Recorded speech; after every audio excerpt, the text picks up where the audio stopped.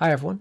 I want to take a quick look today at what I think is one of the most powerful features of a DAW, like Reaper. But you get this in any DAW. But that's the technique of automation, of automating various procedures, various controls, various things that we do inside the DAW. The easiest way to kind of explain it is to show you. So what I've got here is I've got a recording of some water. If you think back to the session where we kind of talked a little bit, or briefly, about contact microphones, this is from a hydrophone that I made, which is basically a contact microphone sealed, I think, inside a milk bottle cap.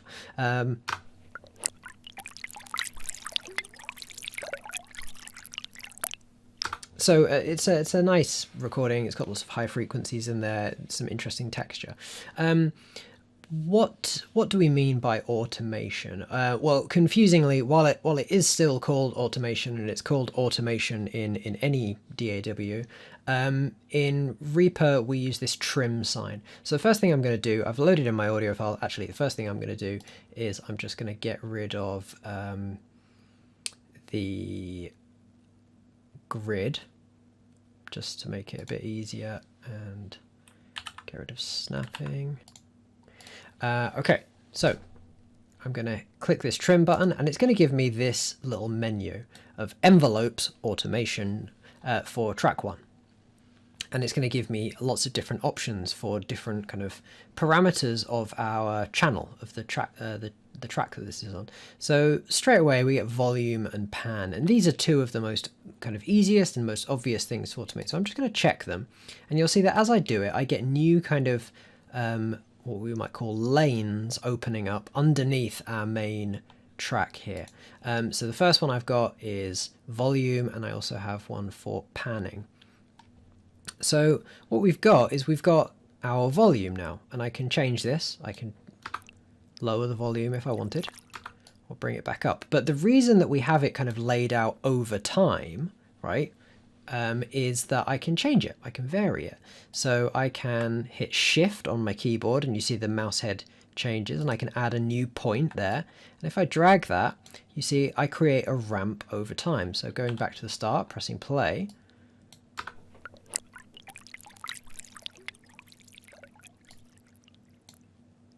you see that the volume gradually fades out until I reach this point, and the volume is completely closed. So what we can do with this is we can create some nice, like, gradual changes over time, and I can just have it kind of moving around nicely.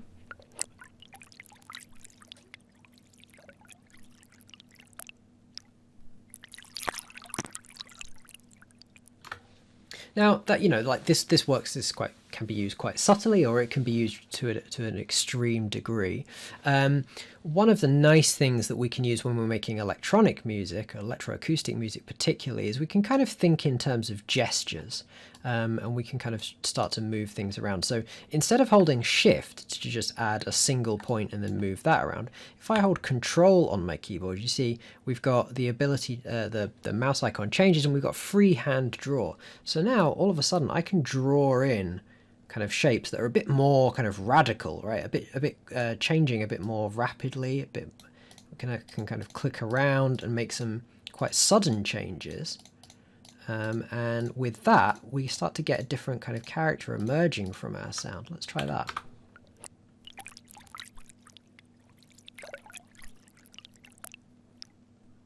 Now we've got a sound that's quite sort of, it's already kind of broken up into very short little fragments, these little droplets of water. If we had something that was a bit more sustained and we started doing this, you know, clicking in these single points where the volume all of a sudden drops, we'd start to kind of almost articulate a rhythm, possibly. We could do some interesting things there. And, you know, don't forget that you can zoom in, you can get really specific. You can really, like, for instance, I could see this particular spike here, this amplitude peak, and I might want to just cut it off. So I could just bring this in, drag this, drag it out, and sort of remove that peak, but turn it up around. So we almost kind of edit edit certain things. Now, that's volume. That's fairly self-explanatory. We change volume over time. What about panning? Well, panning is obviously the stereo field, the position of the sound within the stereo field. So if I have set up my, let's do the same thing, let's just draw this in. If I've set up my recording of this video correctly, you should hear, let's do a bit more rapidly, and we can have some jumps around as well. I'm kind of just doing this randomly just to give you an idea, but if I were doing this in my composition process, I'd definitely be listening to the sounds and thinking, okay, like, you know, there's a spike here, maybe I want to send that flying around. But let's have a quick listen.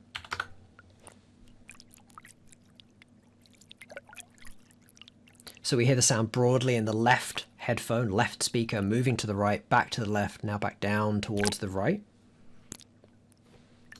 And of course, our center point is kind of in the middle there. So we could center the sound. Now, that's volume, that's panning, that's all well and good. I would expect you to be making good use of these features within your compositions. You know, you can get some really quite interesting and quite particular, carefully crafted, you know, sculpted sounds. What else can we do? Well, we can automate other features as well. We go back here and it gave us this initial list of just things like, you know, volume, panning, width, pre and post effect versions of those as well. But we can also add effects, remember. So I've got the effect menu. If I just hit the effects up here, and it gives me a big old list of things. Now, I have other effects, other plugins on my system that you might not have. So don't feel like you kind of, if a lot of these things aren't showing up for you, don't worry. The first one I'm going to look at is an EQ. So I'll use the Cocos ones. These are built in. These come with Reaper, so you'll all have these. So let's just open up an EQ quickly and have a little look. So this represents our frequency bandwidth, lower frequencies, lower end bass sounds down here on the left, higher frequencies up at the top. Now, what if I hit number 4 here, what if I change this to a low pass sound? Now, we've already established that this is quite a high frequency sound. So let me maybe make the bandwidth quite, get a bit of a peak there. Can't see, on this is quite a basic EQ, so I can't seemingly change the Q on this, the sort of width, the narrowness of this. So we'll have to be quite specific with how we dial it in. But what this is going to do is this is going to change the frequency. It's going to roll off those high frequencies. So if I press play, you should be able to hear it, and we can change it.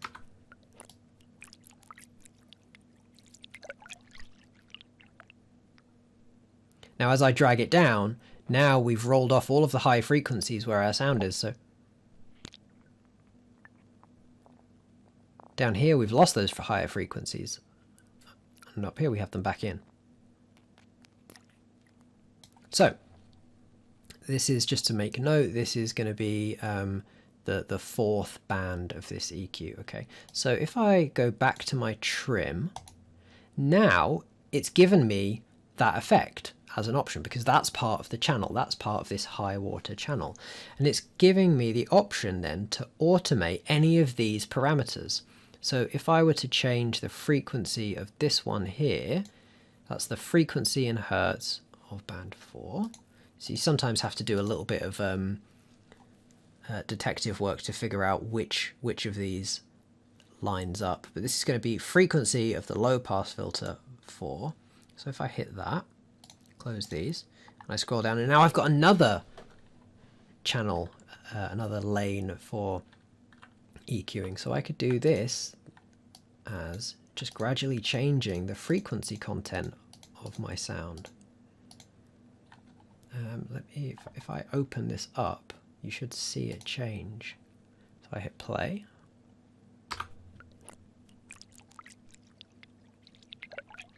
So now we can start to change parameters of effects too, which is quite nice.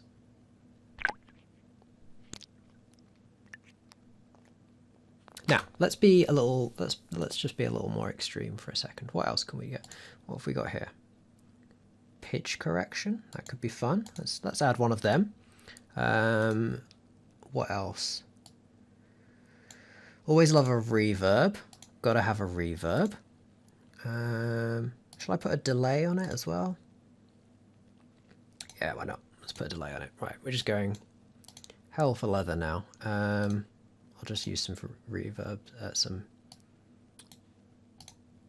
the moment. So I've got a wet there. Okay, so this. Okay, let's see what we've got. Let's see what we're working with. Okay. Cool. Right. So I definitely want to change. I want to shift the pitch of this. So we open up our trim again. It gives us, oh look, and now we've got loads of parameters that we could automate. This is very cool. Okay, so what do I want? I want to change the frequency. Is there anything I can change? I might leave the reverb. Let's change the delay time. Yeah, I might change some of the settings of the delay as well. I'll put what's that? I don't know what that is. That might be interesting. Okay, so first of all, let's look at this pitch.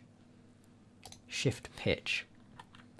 So I'm just going to draw something all over going in. Again, if you were doing this for your composition, I would expect you to be like listening to the sound, kind of trying to conceptualize, trying to think of shapes that might be interesting to work with, not just putting in a bunch of random stuff. I'm just doing that for the sake of this. Could be a useful starting point, I suppose. Okay, let's see what we get here.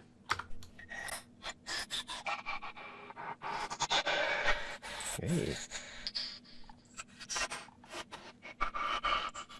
You know, I reckon we could also... Ooh. Bit loud. Sorry about that. Might bring down the weight of that. I reckon, yeah, okay, so I'm going to blend the wet and the dry. So the wet in an effect, remember, is the affected signal. The dry is the original unaffected signal. So I'm going to balance the two of these. So we'll be shifting the pitch of our audio file, and we'll be listening to the original, which might be interesting. And then just for the sake of it, I'll just change my delay time. Delay times can work really nicely if you're quite subtle with them. There we go. So we've got some of the original sound, the original pitch material in there. Okay, before I get carried away and take this far too far, that is the basics of automation. It's a really, really powerful tool, and it's where you can start to develop your composing from just kind of collaging sounds together to really dialing things in and kind of sculpting a piece out of your materials. So really, really powerful tool, and you should absolutely have some fun with it. Okay, goodbye.